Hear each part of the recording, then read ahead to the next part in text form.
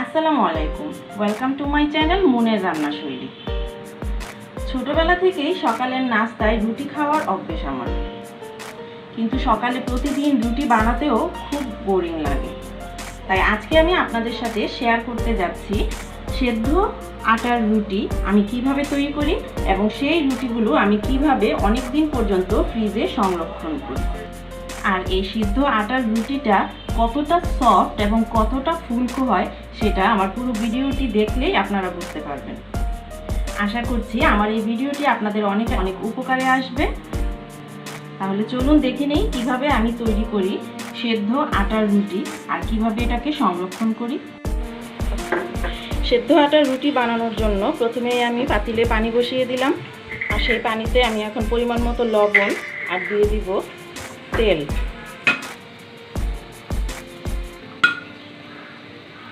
পানিটা ভালোভাবে ফুটে উঠলে এর মধ্যে আমি দিয়ে দিব পরিমাণ মতো আটা।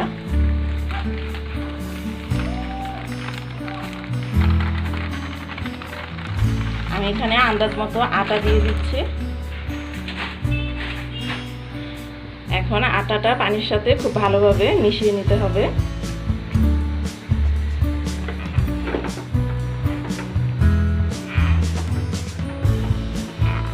পানির এবং আটার পরিমাণটা একই রকম হবে, যে পরিমাণ আটা নিতে হবে সেই পরিমাণ পানি মেটাতে হবে।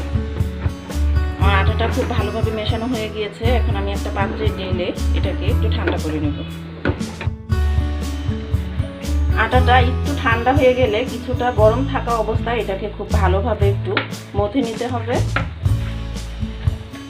আর এই মথাটার উপরেই আসলে রুটি বানানো বা রুটিটা কতটা সফট হবে, কতটা সুন্দর হবে সেটা ডিপেন্ড করে। এখন পুরো আটাটাকে দুইটা ভাগ করে এটাকে খুব ভালোভাবে একটু মথে নিচ্ছি।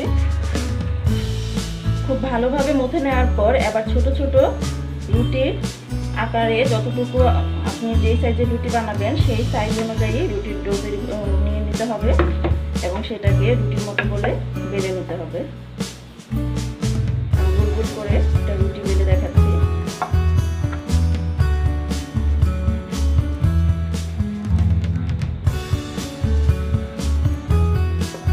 রুটির সাইজটা ঠিক এরকম হবে। আপনারা যদি বড় রুটি বানান সেক্ষেত্রে রুটির ডোটা আর একটু বড় করে নিতে হবে। তো আমার একটা রুটি হয়ে গিয়েছে, আমি একে একে বাকি রুটিগুলো এভাবে বানিয়ে নিচ্ছি। আমি এখন একটা রুটি তাওয়ার উপরে দিয়ে দিয়েছি। যখনই একটা পাশ হয়ে যাবে এভাবে একটু উল্টে দিতে হবে।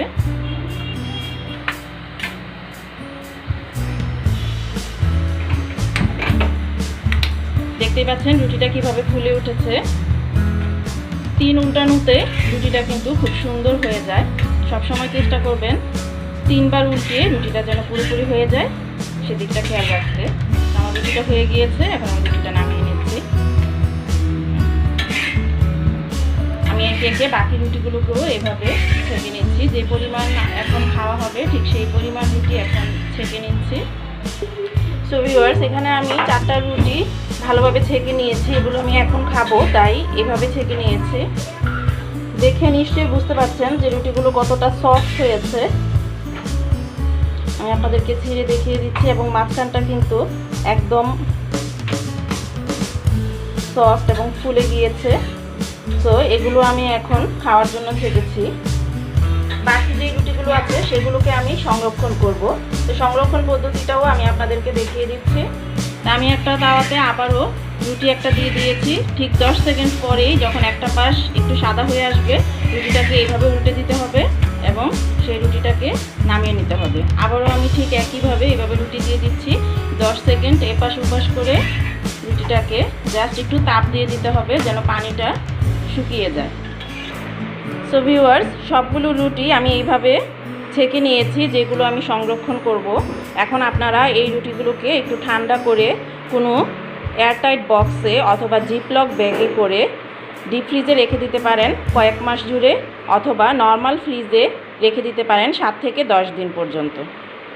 আর এইভাবে করে প্রতিদিন রুটি বেলার ঝামেলা এড়াতে একসাথে বেশি করে রুটি বানিয়ে খুব সহজেই রেখে দিতে পারেন আরামসে।